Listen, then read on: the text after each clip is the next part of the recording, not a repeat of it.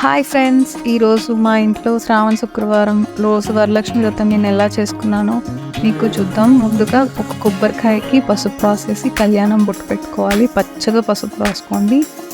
మనం చెంబుకు కూడా పసుపు రాసుకొని అందులో అక్షంతులు, కాయిన్, తులసి దళము, పసుపు, కుంకుమ, వాటర్ ఇవన్నీ వేసుకోవాలన్నమాట. కొబ్బరికాయ పెట్టే ముందున మా తమలపాకులు ఒక 5 మా చెట్టుకే కాసాయి అన్నమాట. అవి రౌండ్గా పెట్టుకోండి. మామిడి ఆకు అలా 5 ఆకులు వచ్చేలాగా పెట్టుకున్నాను. జాకెట్ ముక్క ఎలా మడతేస్తున్నానో చూడండి ఫ్రెండ్స్.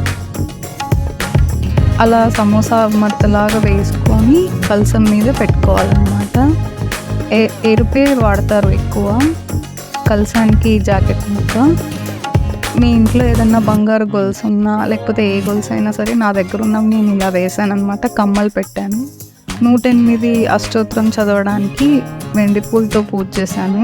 నేను ఏమేమి తెచ్చుకున్నాను, వస్తువులు, 5గురికి తాంబూలం ఎలా పెట్టుకున్నాను అంతా ఈ వీడియోలో క్లియర్గా చూపించాను.